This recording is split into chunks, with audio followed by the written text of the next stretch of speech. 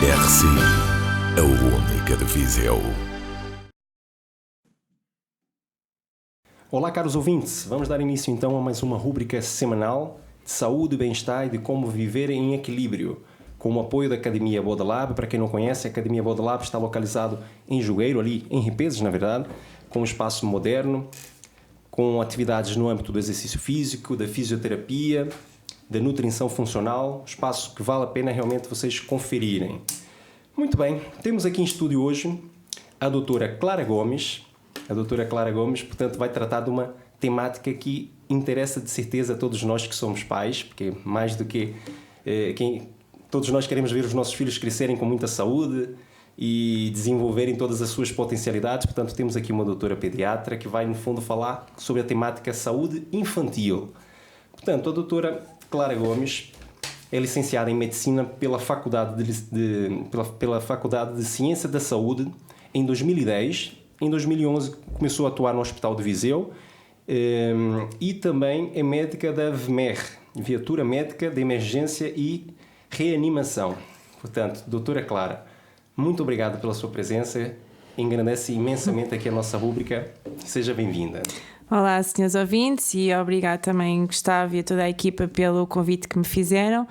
É uma grande honra estar aqui presente. Acho que vamos abordar temas que são bastante importantes e bastante atuais e espero que traga algo de novo e importante também e benéfico para os ouvintes. Com certeza que sim.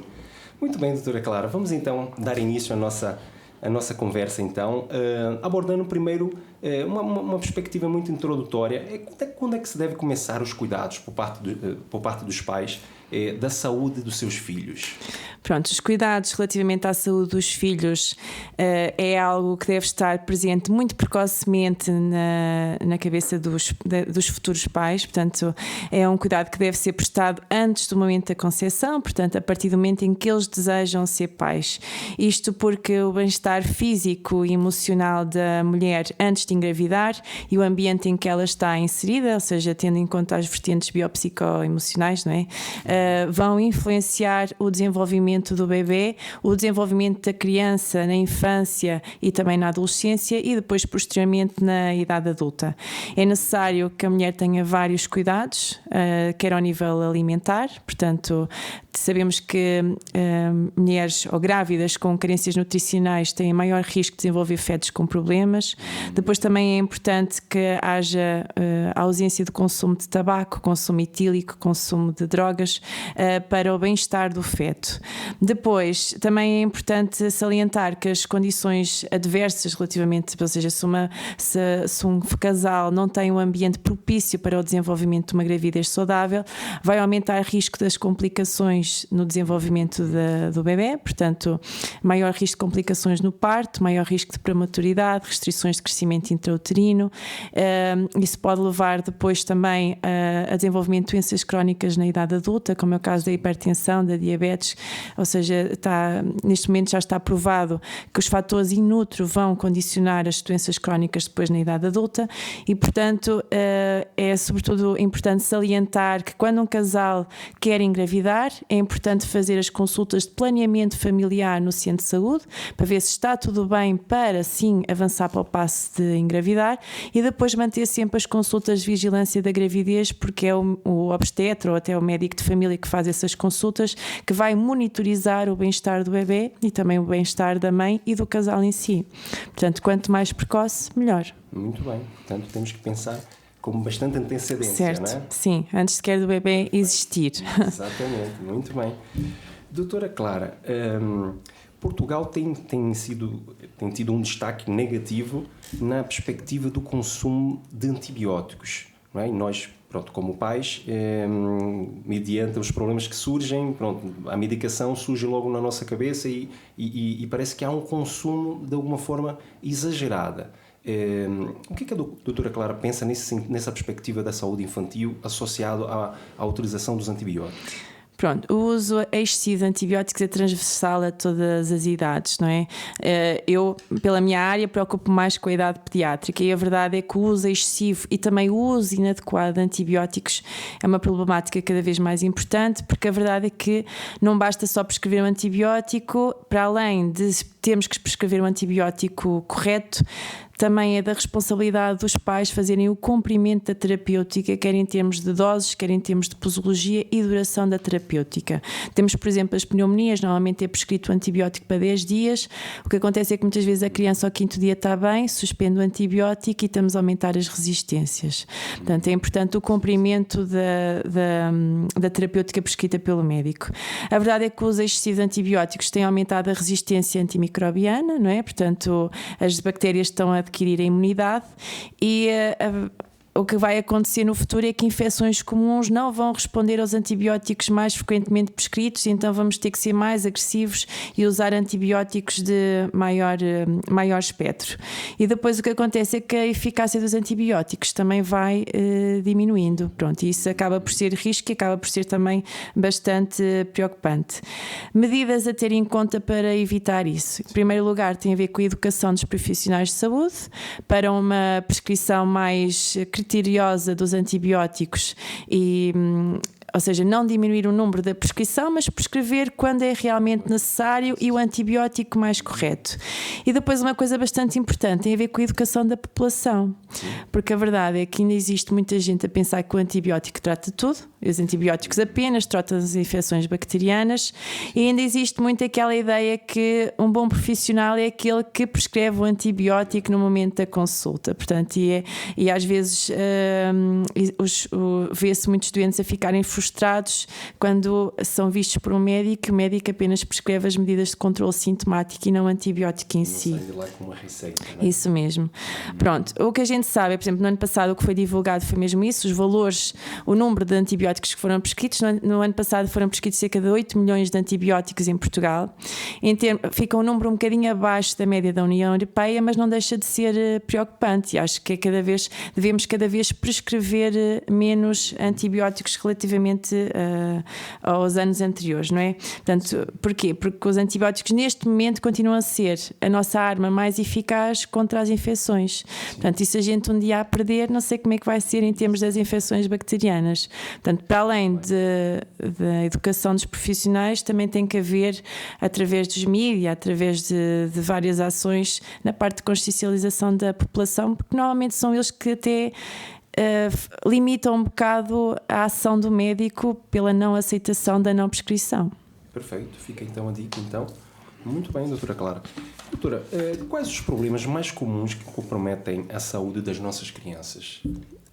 Os problemas que comprometem a saúde das crianças acabam por ser os mesmos ao longo dos anos, portanto são as infecções respiratórias comuns, as infecções víricas, as chamadas nasofaringites agudas, depois temos as amigdalites, as otites, as pneumonias, as infecções urinárias, a gastroenterites, portanto são tudo problemas que têm sido transversais ao longo do tempo. Cada vez temos mais formas de combater esse tipo de patologias, portanto atualmente existem outras, estão a surgir novas patologias que nos preocupam bastante na idade pediátrica. Uma delas é a obesidade infantil, que é cada vez mais frequente e é uma área que temos que prevenir, até por causa das comorbidades que vêm ao nível futuro. Outra coisa tem a ver com o sedentarismo, que também está associado ao uso excessivo das tecnologias. Depois as doenças mentais, portanto é uma patologia que está cada vez mais frequente na idade pediátrica, tem a ver com a diminuição da resistência à negação, portanto, ou seja, eles aceitam menos a negação, têm menor capacidade de adaptação, temos a falar de crianças muito mais protegidas hoje em dia, portanto não conseguem lidar com as adversidades e portanto nós temos ideações suicidas, temos depressões, temos ansiedades que nos chegam cada vez mais frequente à urgência pediátrica e depois um problema muito comum continua a ser os acidentes, que é a principal causa de morte na idade pediátrica.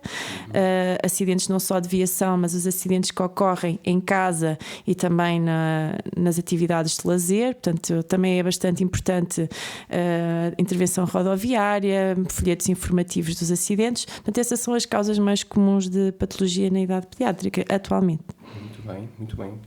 Doutora, falou na perspectiva da tecnologia e o facto realmente desse estilo de vida, no fundo, que acaba por gerar um estilo de vida menos ativo por parte das crianças, né? Certo. Devido à utilização excessiva da tecnologia. E qual é o impacto que isto pode, portanto, acarretar para a saúde das crianças? Cada vez mais as crianças são expostas à tecnologia. Portanto, no século em que estamos, é impossível viver sem a tecnologia porque tudo é feito através da tecnologia. E o que a gente vê hoje é que crianças, mesmo ainda analfabetas, não é? Que ainda nem sabem escrever, já pegam nos telemóveis dos pais, já estão nas refeições com os tablets e, portanto, o estímulo que existe e o chamamento que existe para esse tipo de dispositivos é cada vez mais precoce. Isso tem uma interferência nefasta em termos do desenvolvimento da criança, não é? E depois a verdade é que isso tem um impacto muito significativo e negativo no desenvolvimento mental também nas crianças e os adolescentes. Estamos a falar, claro, sempre de um uso abusivo e excessivo desse tipo de tecnologias. Isto porque, como falou também do sedentarismo associado ao recurso das tecnologias, cada vez vemos mais as crianças a abandonar aquelas atividades recreativas tradicionais, não é? O andar de bicicleta, o correr, o jogar à apanhada. Onde gera gasto calórico. Certo, e o que vemos é as crianças coladas a um telemóvel, a jogar videojogos, por exemplo, ou a falar nas redes sociais. Mas se formos a ver, para mudarmos esse estilo de vida, o que está atualmente a preponderar, também temos que atuar a nível dos pais, porque acontece é que muitas vezes vemos os pais ao telemóvel e as crianças também ao telemóvel. Portanto, se o pai deixasse o telemóvel durante 1 ou 2 horas e dissesse: filho, vamos jogar à bola, provavelmente a criança iria aderir a esse tipo de atividade com a família. Portanto, isto é uma alteração que tem que ser feita não só ao nível da criança, mas ao nível dos cuidadores também e ao nível da sociedade em geral. Pronto. Relativamente ao impacto dessas tecnologias na criança, temos visto que isso leva muito ao isolamento social, portanto, à diminuição da relação entre a criança e os colegas, portanto, a relação interpares. Há uma destruturação completa também da ligação que ele tem com os familiares, não é? Porque muitas vezes nem há diálogo ao final do dia. Portanto, a criança chega à casa, vai para o computador ou pega no telemóvel e deita-se no quarto. Eu peço desculpa, recordo de uma história engraçada aqui. É uma família em casa, cada um no seu compartimento e a trocarem mensagens. Mas isso é o mais frequente, ou seja, não é o mais frequente trocarem entre si, mas é o mais frequente cada pessoa estar no seu mundo e não conviver, não é? Não é? Pronto, e depois tendo a falar da idade pediátrica, se a criança está a passar o seu tempo à frente desses dispositivos, o que acontece é que tem muito menos tempo para se dedicar às atividades escolares. Sim. Portanto, temos o baixo rendimento escolar. Baixo rendimento escolar leva a baixa autoestima, não é? Leva falta de empenho, falta de motivação. Depois, atualmente, tal é o impacto destas dependências tecnológicas que a Organização Mundial de Saúde já incluiu as dependências pelos videojogos como uma doença mental, sendo mesmo necessário o apoio psicoterapêutico ou psicológico e psiquiátrico nestes casos, porque temos casos mesmo muito complicados, são vícios. E isso está explicado mesmo em termos bioquímicos, né? Porque o que acontece é que um jogo leva à libertação da dopamina, que está associada ao prazer, à estimulação, à excitação, portanto, e isso leva e à falta de eu tenho mesmo miúdos em consulta do desenvolvimento que para chegarem a casa e estudarem têm que dar o telemóvel aos pais, e numa fase inicial é muito complicado porque eles entregam o telemóvel para os pais, mas aquela dependência é tão grande que eles criam uma ansiedade tão grande que estão sempre a procurar os pais no período em que não estão com o dispositivo para ver se existe alguma mensagem ou alguma coisa. É muito complicado. A que grau chegamos, não é? Está muito complicado. E as nossas crianças a sofrerem com isto. Certo. Não é? Acho que mas para dizer assim, desde pequenos os pais devem estipular tempo, não é? Exato. Devem estipular os conteúdos que devem ser vistos. As próprias escolas, é óbvio que as crianças têm que recorrer aos computadores para fazer as suas atividades, mas, por exemplo, não têm que levar o telemóvel para dentro da sala de aula, não é? Por exemplo, nos recreios existem escolas em que ficam com o telemóvel à entrada da escola. Portanto, se a criança não tem o telemóvel no recreio, é óbvio que vai ter que procurar outro tipo de atividades e relacionar-se com os colegas. Portanto, isto tem que ser medidas que é pais a atuarem, sociedade a atuar, escola a atuar, porque senão não existe possibilidade de contornar isto, que cada vez é ou seja, cada vez estamos numa era mais tecnológica, não é? Portanto, é preciso exatamente vê-la com consciência, isso não é? mesmo. Com inteligência. Muito bem, doutora Clara. Grandes dicas. E falou na perspectiva e ainda em circunstância dessas alterações, portanto, comportamentais e do excesso do uso da tecnologia, vai-se gerar um problema que é a perspectiva do baixo gasto calórico. Não é? Ou seja, as nossas crianças, como disse, praticamente já não jogam bola à rua, já não sobem árvores, já não brincam com areia, já não desenvolvem ao máximo as suas potencialidades físicas, as suas capacidades físicas, não é? E que acaba por gerar também a perspectiva do excesso de peso. Não é? Estão mais paradas, estão a jogar, estão no computador, naturalmente acabam por ganhar peso. O que podemos fazer, portanto, para tentar também reverter este cenário da obesidade infantil, que, a nível nacional, as estatísticas são muito negativas também, a nível da comunidade europeia? A nível nacional, as estatísticas são negativas e, por alguma razão, a obesidade infantil é a doença mais comum na infância, não é? Que tem uma prevalência crescente, apesar de já se conseguir ver algum impacto das medidas que têm sido feitas, por exemplo, nas escolas, não é? Através da introdução da alimentação saudável, com a evicção de produtos excesso de gordura e de açúcares nos bares, por exemplo. O que a gente pode fazer é prevenção, prevenção e prevenção. Portanto, a prevenção é a medida mais eficaz para evitar a obesidade infantil. Não é? Portanto, isso começa também numa fase muito precoce, através de dar à criança legumes, não é? Desde uma fase muito precoce, treino de texturas, treino de sabores, evitar as gorduras, evitar os açúcares desde uma fase muito precoce, fazer com que a própria família seja integrada nesses hábitos de vida saudáveis, porque eu não posso dizer a uma criança na minha consulta que tem que comer sopa a todas as refeições e o prato deve ter legumes ou salada, se o pai recusa-se a comer sopa e se o pai não gosta de legumes. Portanto, eu não posso, por exemplo, fazer a restrição, dizer a uma criança que está obesa com 6 anos e diga assim, à refeição não podes beber sumo, quando o irmão de 18 anos, por ser adolescente, bebe sumo à refeição. Portanto, isto tem que ser uma medida em casa que tem que ser transversal para todos, não é? Isto porque a obesidade infantil, para além de ser a doença mais comum na infância, neste momento também é um problema de saúde pública. Sim. Porquê? Porque a verdade é que as comorbilidades associadas à obesidade infantil na infância levam a doenças na idade adulta, não é? Portanto, hipertensão, dislipidemia, diabetes, não é? Que eles depois vão desenvolver no futuro, ou seja, na idade pediátrica eles não pensam nisso, mas no futuro a verdade é que as coisas estão lá, não é? As coisas estão lá, existem alterações sempre metabólicas que no futuro se vão manifestar e isso vai acarretar gastos de saúde muito grandes, não é? Na idade adulta. Sim. Por isso é importante intervir na comunidade, escolas, não é? Que é onde passam as crianças mais tempo. É importante intervir na família, portanto, uma coisa transversal para todos, e depois ao nível da sociedade, através de evitar os outdoors de McDonald's, de Coca-Colas, portanto, fazer coisas muito mais saudáveis e pronto. E depois na parte para além da alimentação, é o estímulo do exercício físico, não é? Sim. É verdade. Porque eu acho que o exercício físico é uma parte fundamental para combater também a obesidade infantil e isso deve ser muito promovido também. Ok. E neste âmbito, né, e mediante as suas consultas, nota-se que existe essa predisposição para o exercício ou praticamente tem que haver aqui uma indicação mais assertiva aos pais ou nota que os pais estão esclarecidos a esse ponto de tentar pôr os seus filhos a praticar algum exercício físico?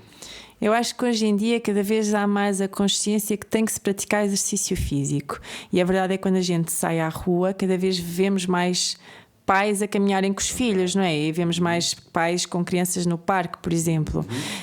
Mas é aquilo que eu lhe disse, para isso temos que atuar a vários níveis. Primeiro, tem que haver infraestruturas, não é? Que permitam a prática de exercício físico, não é? Por exemplo, nós aqui, na nossa cidade, temos vários parques que permitem a prática de exercício físico ao ar livre, mas, por exemplo, em dias de chuva não é assim não temos assim muitos espaços, não é?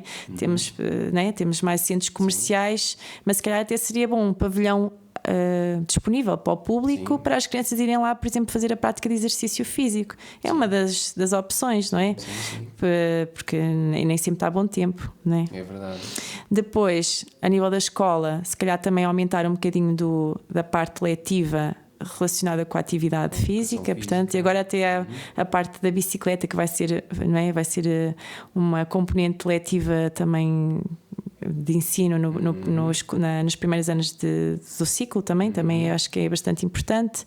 Portanto, a prática de exercício físico acho que tem que ser estimulada. Apesar de eu achar que, como me fez essa pergunta, eu achar que cada vez está a ser mais incentivada a sua prática, acho que ainda tem que ser mais estimulada. Há uma margem ainda grande, certo. Né? Para melhorarmos nesse âmbito. Certo. Muito bem, doutora Clara. Uma perspectiva que também eu acho que preocupa todos os pais, no fundo, né? Quando nós temos os nossos filhos, aquele sinal de febre, né? Portanto, aqui penso que deve haver aqui alguns conselhos nessa ótica, porque de regra geral assusta-nos logo, né? Um sinal de febre no nosso filho, nós corremos logo se calhar para o hospital, mas penso que deve haver aqui alguma ponderação. O que é que a doutora Clara tem a falar sobre isto? Pronto, a febre em si não é algo que preocupa o médico, não é? A não ser que existam sinais de alarme, que depois vou falar mais à frente, que façam com que nos, de certa forma, nos assustam e façam com que a gente tenha uma atitude um bocadinho mais interventiva. Pronto, se é assim que eu posso dizer. A febre é um mecanismo de defesa natural do organismo, não é? Portanto, é a nossa resposta imunitária perante um agressor. A febre tem a ver, é um aumento da temperatura térmica, mas é o nosso corpo que está a reagir contra o micro-organismo. Portanto, é uma coisa protetora, é um efeito protetor. Nós não recomendamos que as crianças recorram de imediato à urgência num pico febril.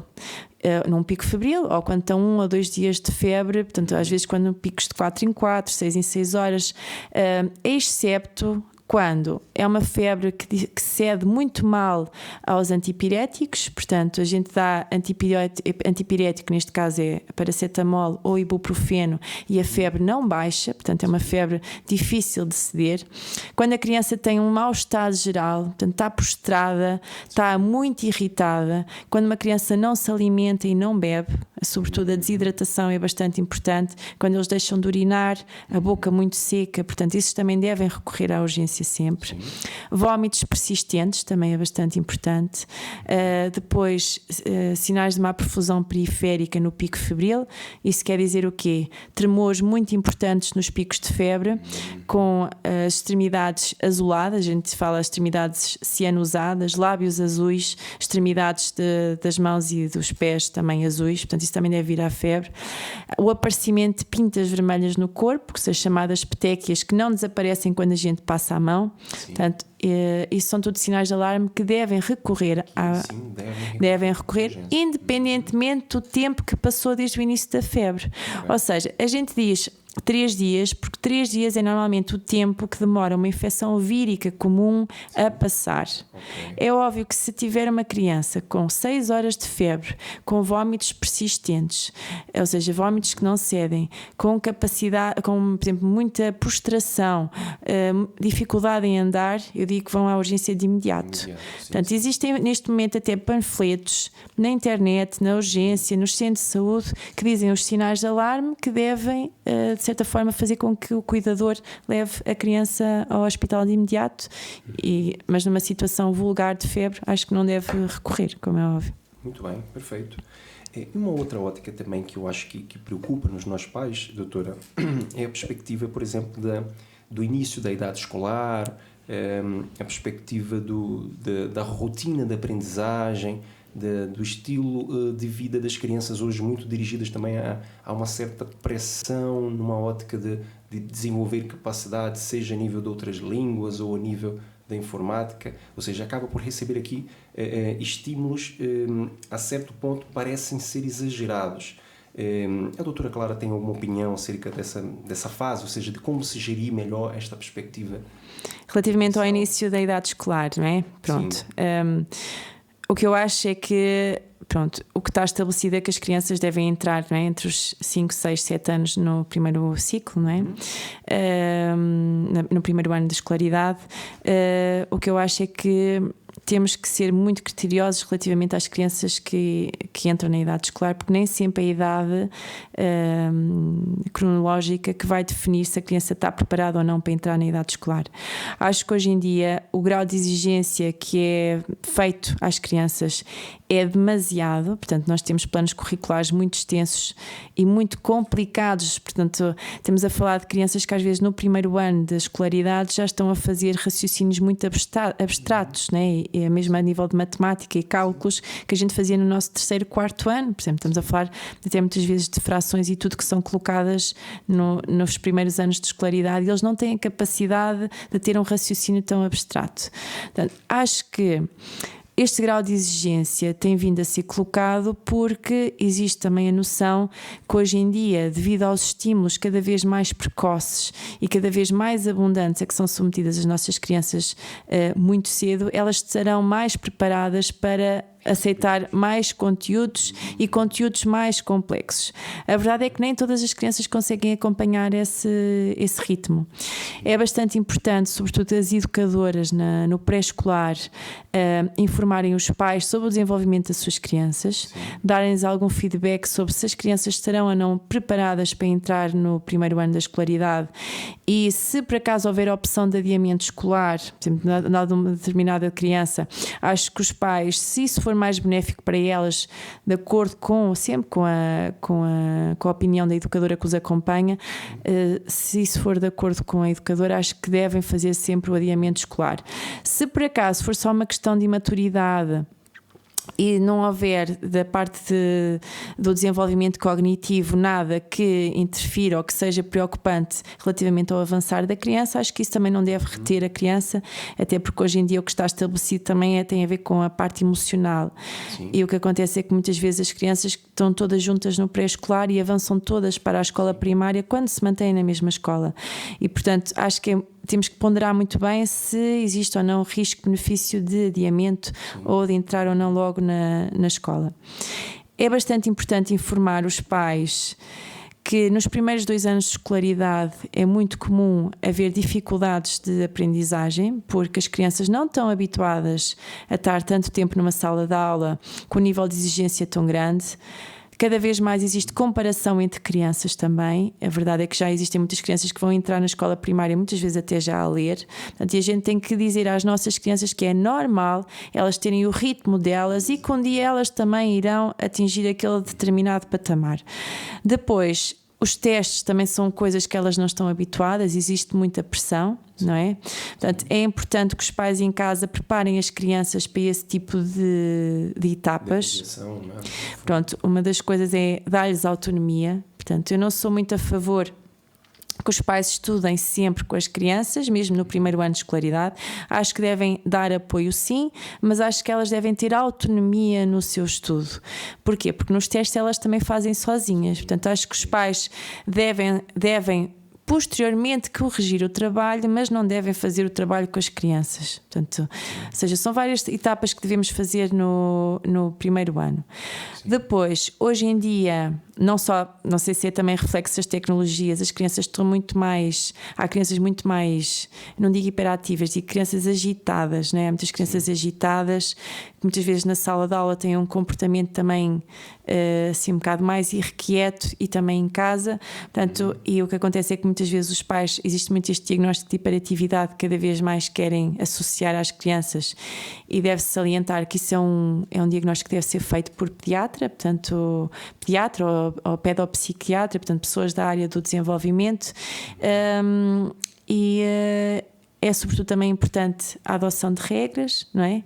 Regras na escola e regras em casa, que também é bastante importante, mas é sobretudo os pais largarem, foi aquilo que estamos sempre a bater, largarem os telemóveis, largarem o trabalho e terem um bocadinho ao final do dia para perguntarem à criança o que é que fizeste hoje, o que é que correu bem, o que é que correu mal, e tentar ajudar nas dificuldades. Pronto. Aquilo que eu falei dos 2 primeiros anos é só porque nos 2 primeiros anos é muito habitual haver esta fase de transição e de adaptação. porque existem vários problemas de aprendizagem, problemas específicos de aprendizagem que nós podemos fazer o rastreio posteriormente. Portanto, crianças têm muitas dificuldades de leitura, crianças têm muitas dificuldades na escrita, só a passado 2 anos de escolaridade é que nós conseguimos fazer diagnósticos específicos, dislexias, disortografias, e isso, se esse diagnóstico for feito, que normalmente é feito por psicólogo, o que acontece é que nós podemos pedir à escola, solicitar à escola, através de vários relatórios, apoios específicos para essas crianças. Hoje em dia mudou, portanto, atualmente nós temos o que a gente chama de Decreto-Lei de 54/2018, que é o chamado ensino inclusivo. Portanto, a própria escola, desde o primeiro ano escolar, da escola, não é? Avalia cada criança e vai adotar as medidas específicas para cada criança. E hoje em dia vemos que há crianças com muito mais apoios. Há crianças que têm apoios específicos a algumas disciplinas, para além do plano curricular normal, têm apoios pedagógicos, a português, a matemática, a estudo do meio. Portanto, acho que hoje em dia temos muito mais apoios ao nível da escola. Falta-nos muitas vezes os recursos humanos, porque faltam-nos mais professores de apoio, faltam-nos muito mais psicólogos nas escolas, terapeutas da fala, terapeutas ocupacionais, para colmatar estas, não digo deficiências, mas para colmatar estas aquisições que ainda não estão adquiridas por parte das crianças neste período inicial dos anos letivos. E o que referiu, portanto, o facto da avaliação só ser realizada depois dos 2 primeiros anos, ou seja, isso deve-se levar em conta e numa ótica de evitar exatamente aquela pressão por parte dos pais, se calhar, assim, logo no primeiro ano, se há ali uma dificuldade, ou seja, de fazer daquilo um bicho de 7 cabeças e não é bem isto, não é? Como a doutora disse, pode ser o ritmo dela, não é? Eu acho que deve haver uma preocupação crescente, por exemplo, numa criança que está numa sala de aula, está muito irrequieta, não consegue estar sentada no seu lugar, não consegue focar a atenção, não consegue cumprir as tarefas até ao fim. Portanto, isso sim, ou seja, quando a criança não tem um rendimento escolar satisfatório, mas por alterações de comportamento, acho que deve ser referenciada e acho que deve ser avaliada por um pediatra do desenvolvimento, porque existem algumas, por exemplo, a hiperatividade e déficit de atenção já é um diagnóstico feito precocemente e às vezes é necessário mesmo recorrer a psicoestimulantes para conseguir que a criança consiga atingir o rendimento escolar que deve atingir. Relativamente a essas perturbações específicas de aprendizagem, é óbvio que eu não posso avaliar a leitura de uma criança sem ter pelo menos 2 anos de escola, não é? Portanto, uma criança ao final do primeiro ano, se não souber ler de forma fluente, eu não posso logo aí avaliar a leitura, porque só ao final de 2 anos de escolaridade é que se é dito que deve estar consolidada essa competência. Muito bem, doutora. Muito bem, doutora. Tivemos, portanto, um estúdio da doutora Clara Gomes, que agradeço imensamente. Confesso que foi uma das entrevistas mais ricas que passou aqui pela nossa rúbrica. Foi mesmo uma temática que de certeza vai servir aqui para muitos pais que estão aqui, para os nossos ouvintes que estão a ouvir. Então, foram dicas mesmo de excelência. Agradeço de coração, doutora, a sua presença. Muito obrigado. Eu é que agradeço a toda a equipa e agradeço também aos ouvintes por estarem do outro lado e até uma próxima, espero eu. Muito bem. Doutora Clara Gomes, então, muito obrigado. Encerramos, portanto, mais uma rúbrica semanal de saúde, bem-estar e de como viver em equilíbrio, todas as segundas-feiras, às 11 horas, com repetição às 21 na RCI e RCS. Portanto, vamos cuidar da saúde das nossas criancinhas, não é isso, doutora? Isso mesmo. Um bom resto de semana a todos, então. Muito obrigado. Obrigada. RCI, a única de Viseu.